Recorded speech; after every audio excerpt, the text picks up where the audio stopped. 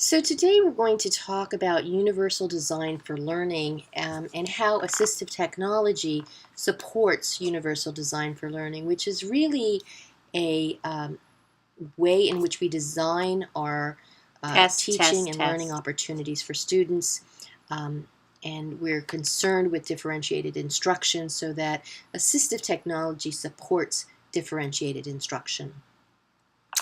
We know that when we combine technology and UDL, we are essentially making curriculum available and accessible to a wide range of learners with diverse learning needs. And UDL, certainly we know, is research-based. It's based on the most recent advancements in neuroscience, so how the brain learns and stores information and retrieves information. And UDL is certainly in the law, so it's part of the Higher Education Opportunity Act of 2008. Universal design for learning essentially provides flexibility in three different ways.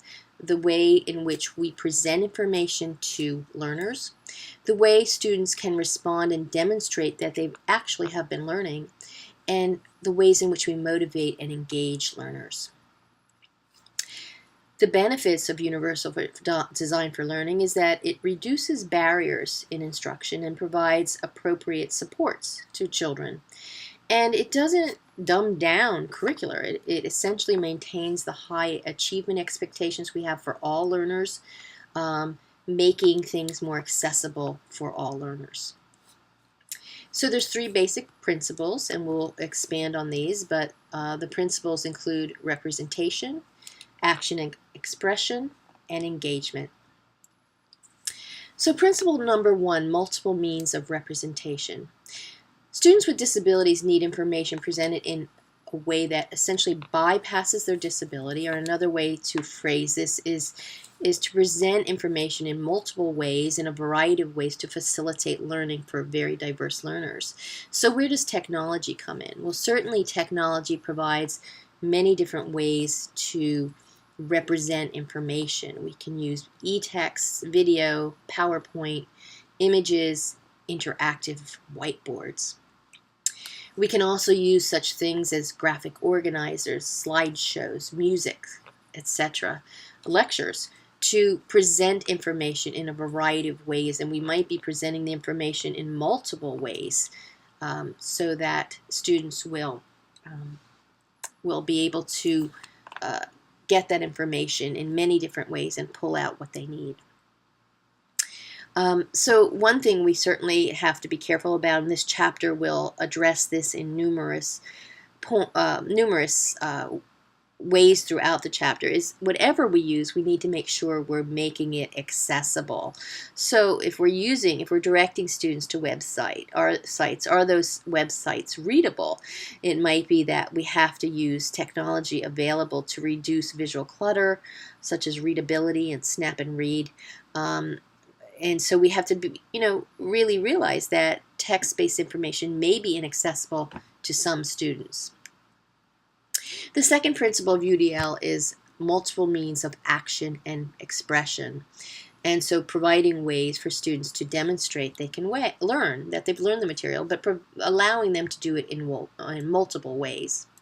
So where does technology come in? Well, so for example, in handwriting, students can use word processing programs, word prediction programs, text-to-speech.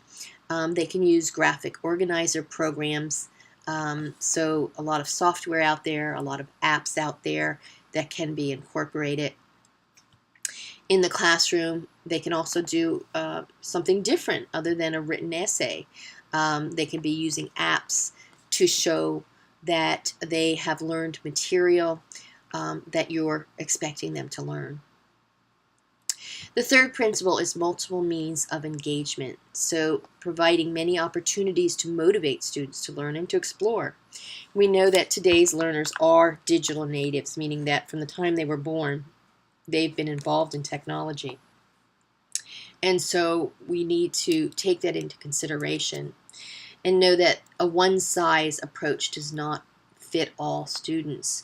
So we're going to use supplemental traditional classroom materials with technology, again, such as text-to-speech, interactive whiteboards, and a slew of Web 2.0 tools out there, as well as web quests. Web accessibility, again, we touched upon that earlier, but we want to make sure that visual and auditory presentation of web pages is available.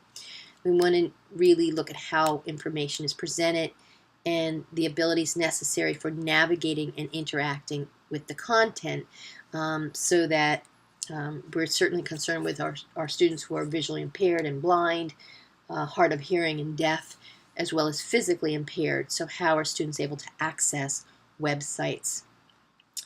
For students who are visually impaired or blind, certainly written descriptions of images and transcripts of videos, using screen readers and magnification for text-based information, and including captioning for students who are deaf or hard of hearing. W3C, which stands for the World Wide Web Consortium, really one of their leading goals is to support web accessibility. So if you're not familiar with this organization or your school is not, certainly make yourself knowledgeable of this professional consortium. And its mission is to make webs accessible to all people. And it's important because we're placing homework on websites, grades, homeschool communication, and emergency notifications. So educators are embracing universal design for learning when they're designing their lesson plans, when they're designing curriculum.